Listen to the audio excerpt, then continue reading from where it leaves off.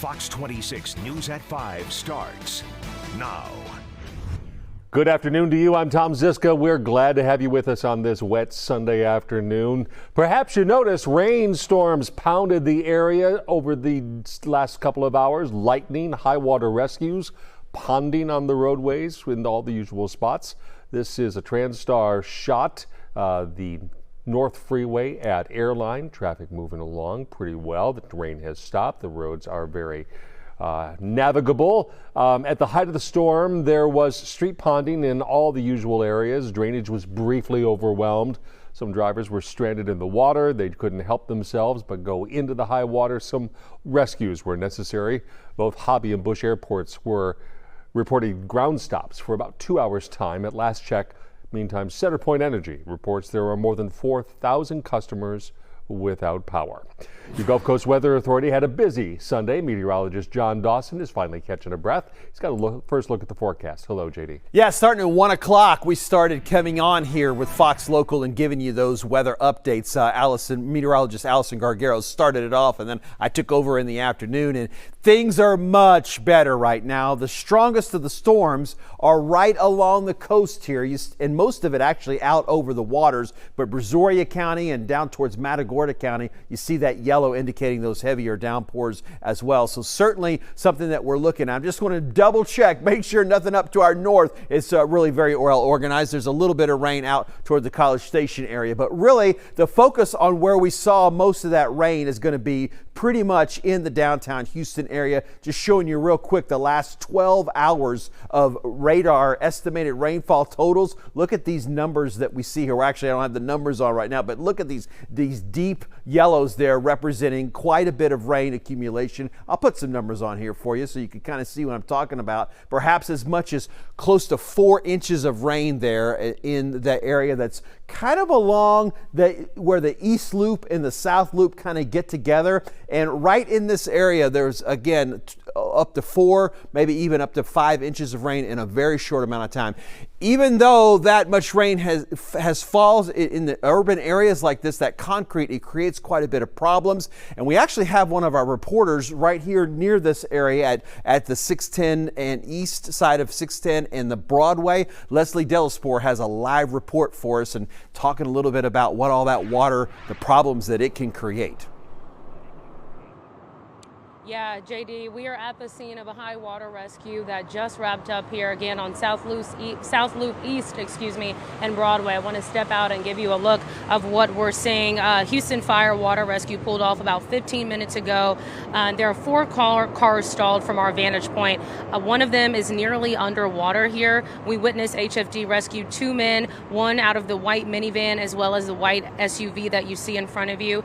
And again, from our vantage point, it looks like everyone in all 4 vehicles have made it out safely. There's a crowd of folks on the other side of the highway standing by and watching. So some of the other folks that might have been rescued are over there that lost their car. But this water is coming up pretty high. We've had to actually move back a couple steps ourselves to stay safe.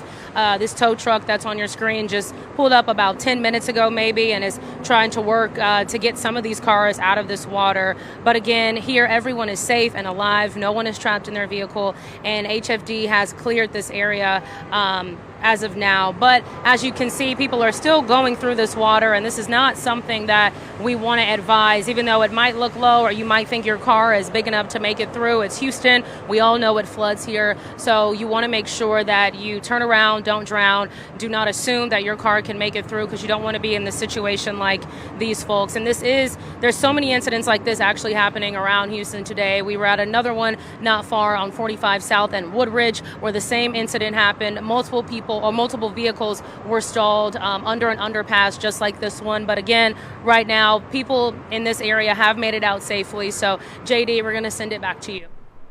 Yeah, thanks for that report there. And yes, again, we've had multiple locations like that where that water gets in there, and if you don't know how deep that water is, you need to make sure you're not driving in it when you can see the vehicle ahead of you go through there.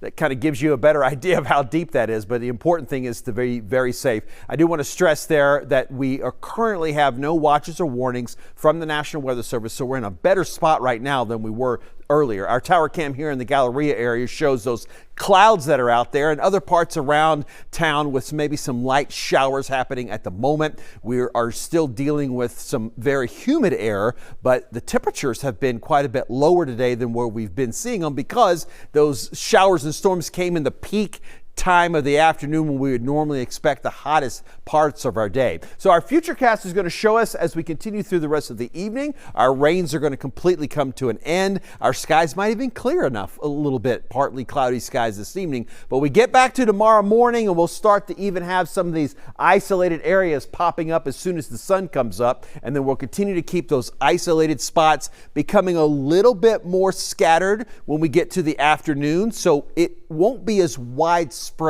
as what we saw today, but we could certainly have some of the same things happening if those same areas receive these downpours that drop 2 to 4 inches of rain in a couple of hours. We could have a more isolated area of impact. So we want to just sort of make sure that we're staying aware of what's happening tomorrow. I know a lot of people are going to want to be just moving around. It's a holiday for many folks. So once we get past that rainy Labor Day, isolated chances on Tuesday, and then when we get into Wednesday, Thursday, Friday, some slightly drier air is going to move in. I'm not sure we'll notice it as much in the afternoon, but be prepared to have some surprisingly pleasant mornings once we get into Thursday and Friday.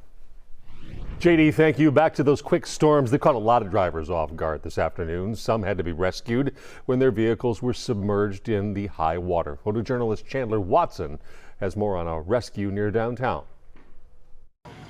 We're here at the corner of St. Emmanuel and Polk Street where there is a current high water rescue happening right now. We've got the tow truck hooked up here with the tow cable along with a strap, which they had to dive underneath the water to get to a hooking position to the car.